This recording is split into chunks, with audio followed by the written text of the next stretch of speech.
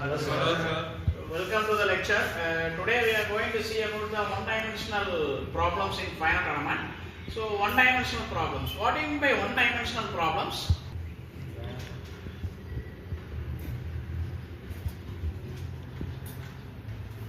So here today, this case we will solve about the one-dimensional problem, right? So before into the topic, into the case study, I would like to get some answers from you. So what are one-dimensional elements? One-dimensional only have one dimension for objects. That's examples of beams and the bars.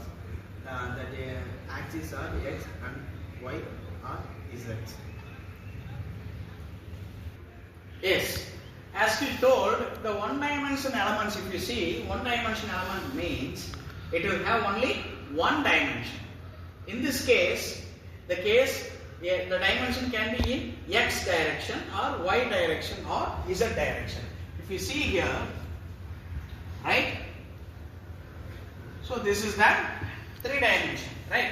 Our problem can be in x or in y or in z. So any one direction, that is why it is called one dimension element. If the dimensions are having more than one, then they are called as 2-dimensional element or a 3-dimensional element. If you say one-dimensional element, the example is bar element, only one dimension. It is only in the x direction. So this is the example. Or the beam element. So this is the beam element.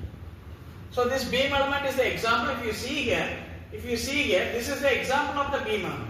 You can see here, right? So you can focus here. So this is an example of the beam. So this is having only one dimension. So what we calculate is, we calculate the load that is acting on the beams. Let us move on to the case. So in this problem, if you see here, so this is a one-dimensional element, right? As we defined already, this is a one-dimensional element. So if you see in this element, what happened here is, here a load is acting on the external direction, right? In the x direction, a load of 5 kN is acting. So what you have to find is, you have to find how much it is elongated. So if it is pulled by the load, so what is the total elongation? What is the displacement? This is what you have to find in this case, right? So here the given data is the length of the element 1, that is L1, it is given as 70 mm, and the length of the element 2 is given as a 30 mm, because here if you see the overall length is 100. So one element length is 70 means the remaining is 30 mm. And the Young's modulus is given in common for both elements, element 1 and 2. It is as 2 into 10 power 5 Newton per millimeter square. And now the area of the element 1, it is 1200 millimeter square, and the area of the element 2 is 450 millimeter square. Now you are required to find the displacement. What you have to find is, you have to find the displacement for this case, right? So the displacement U is equal to 1. So this is what you have to find. So how to solve this problem? How to solve this case? So sir, in this case we need to use the deflection formula. F is equal to K into U. Here the F is the force and K is the stiffness matrix, and U is the displacement matrix.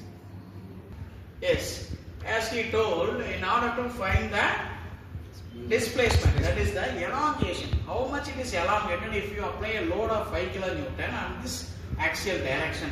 So in order to find the displacement, we have to use the finite element equation. What is the finite element equation here is F equal to K into U.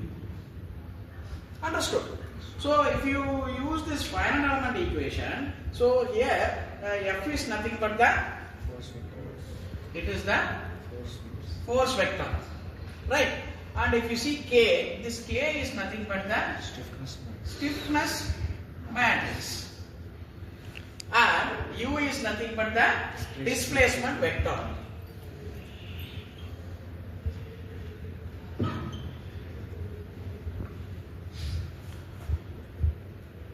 Clear? So after substituting the finite element equation, now we have to go for the finding the values of k and u in this case.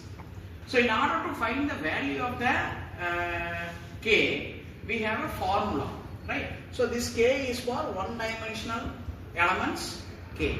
So one-dimensional element, the stiffness matrix is what? Could you say? Yes, sir. Yes, sir. Stiffness matrix formula is AE divided by L and open bracket matrices of open bracket 1 minus 1 1 minus 1. Yes. Thank you, sir. Yes, as we told, the formula for finding the stiffness matrix in this case is AE by L matrix of 1 minus 1 minus 1 1. So in this case, if you substitute, you will have the stiffness matrix for this one-dimensional element, right? So once the stiffness is found out, now we can find the displacement. So in order to find the displacement, what we have to do is, after finding the stiffness, we have to substitute inside the finite element. So here if you see the finite element equation, here in this case, there is no external, there is no self weight, right? This problem is subjected only to the external loading. So what here is, here the displacement u1 and the displacement here it is u2 and the displacement here it is u3. So if you see here, so the force, if you see the boundary conditions, we have to apply the boundary condition first. So if you apply the boundary condition and here there is no force acting according to the problem. Here again, no force acting. And here again, yes, there is a force of 5 kN acting towards the outward direction. That is a positive side. So what you have to do is, you have to substitute the values of F1 and F2 as 0 because there is no load acting, right? And F3, if you see, there is a load of 5 kN. So if you convert it into Newton, that is 5 into 10 power 3 Newton is acting over the external direction, that is the right hand side. So that is why we have given in the positive direction. So if it is in the opposite direction, right? So this is a graph. If you see, this is a graph. What you will do, plot. Here it is plus x and here it is minus x. Here it is, if you go on upward direction, plus y, and here it is minus y. So here the load is acting on the right side. So which means plus x, which means 5 into 10 power 3 Newton. Right? So once the load is applied, what we have to do? We have to substitute in the finite element equation. And once if you substitute the finite element equation, you will get the equation, for example, 0, 0, 5 into 10 power 3. Right? So this is the force matrix, F1, F2, F3. That is equal to this value, right? This value, if you plot it may be, for example, it is 1 into 1.1 into 10 power 3. And if you see here, it is the matrix, you can see 2, 4 or 0 or 0, 2, 4, something like that, right? I am not calculating exactly.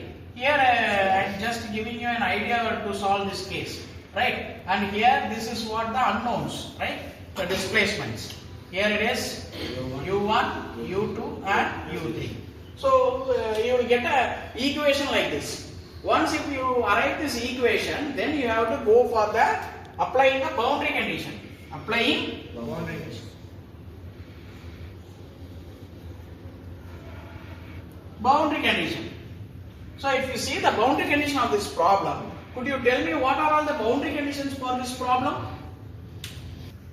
Yes, sir. In element number 1, in U1 there is no displacement. Yes, sir. In element 1, in U1 there is no force. So there is no displacement. Yes. So if you see in this case, what happens is here, you can focus this diagram, right?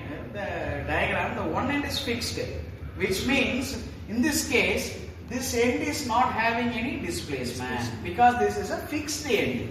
If you pull it outwards, what will happen is the remaining areas can have some displacement. But this point at this junction, there will not be any displacement. So we supply the forces and as 0 already. And if you see the boundary condition, the first row and the first column will be neglected. So this is what the boundary condition.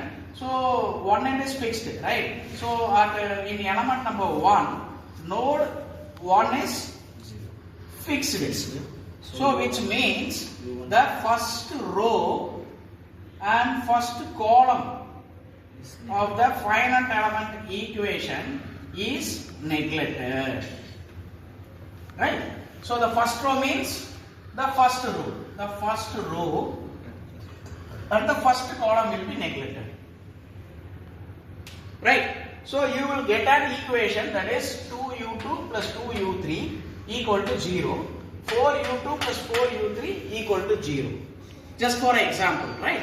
So if you calculate accurately with the given data, you will get the two equations. Once these two equations are solved, you will get the values of u2 and u3 in terms of millimeter. That is the displacement. Where we know that u1 is equal to 0 because it is fixed end. So this is how this problem can be, or this case can be solved. Right? Thank you.